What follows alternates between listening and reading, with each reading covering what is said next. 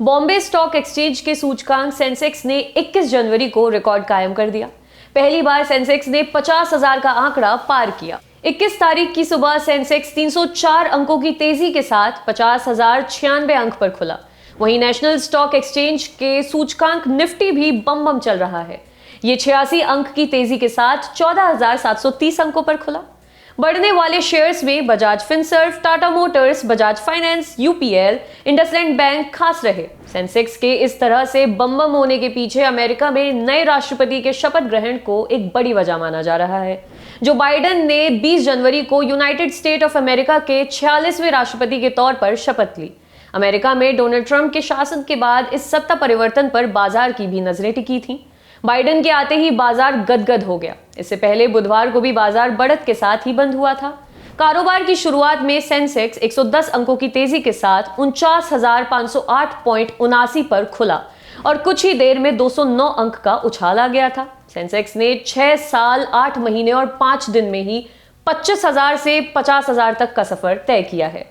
Sensex ने 50,000 का आंकड़ा छुआ तो बीएसई ने ट्विटर पर अपने पूरे सफर को बताता एक ग्राफिक भी शेयर किया।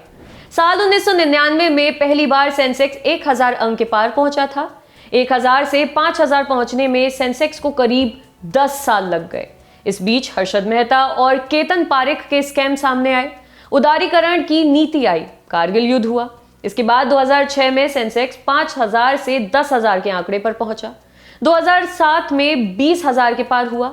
यूपीए 1 में जहां सेंसेक्स तेजी से ऊपर बढ़ा, वहीं यूपीए 2 में सत्यम घोटाला, कॉमनवेल्थ घोटाला, टेलीकॉम घोटाला जैसे केस सामने आने से और वैश्विक मंदी के चलते ये धड़ाम भी हुआ। एनडीए के आने के बाद भी सेंसेक्स को पीएनबी घोटाला, जीएसटी से झटके लगे, लेकिन जैसे जैसे 2019 में 40,000 के पार हुआ, इसके बाद कोविड की वजह से सेंसेक्स नीचे आया, लेकिन 40,000 के बाद के 10,000 अंकों का पड़ाव सेंसेक्स ने तेजी से पार किया और अब ये 50,000 है। आपके लिए खबर लिखी थी हमारे साथी अभिषेक ने। अगर आप ये वीडियो फेसबुक पर देख रहे हैं तो हमारे पेज को लाइक करें और यूट्यूब पर देख रहे हैं तो हमारे चैनल को सब्सक्राइब करें। देखते रहिए दी लल्लन टॉक। शुक्रिया। कसर रह गई हमारी कोशिशों में, कसक रह गई कि देश जितना बेहतर, जितना महान हो सकता था, हो नहीं पाया। और एक कसम रह गई कि देश का जो कर्ज है उसे थोड़ा बहुत तो उतारना है। भावुकता का लबादा ओढ़कर बोलता तो यूं बोलता, लेकिन बात सीधी है तो सच्चे ढंग से आप तक कही जानी है। लल्लन टॉप लेकर आया है एक नया प्लेटफॉर्म, तेरा तुझको अर्पण। ये प्लेटफॉर्म उन सब भारतवासियों के लिए है जो भारत से दूर किसी दूसरे देश की जमीन पर हैं, कभी पढ़ाई के लिए, कभी नौकरी के लिए। ये उन सब भारतवंशियों के लिए भी है जिनकी पहचान का हिस्सा ये महान देश है, लेकिन कुछ कसर और कसक है।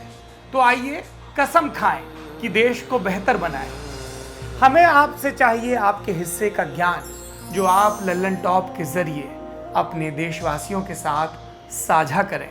ये मस्ती के पल भी हो सकते हैं जब आप कहीं घूमने जाएं और आपको लगे कि सिर्फ मेरे यार दोस्त और परिवार वाले ही क्यों, पूरा देश जाने इन नायाब चीज़ों के बारे में। ये पॉलिसी से जुड़ा, ज्ञान से जुड़ा कोई मसला हो सकता है।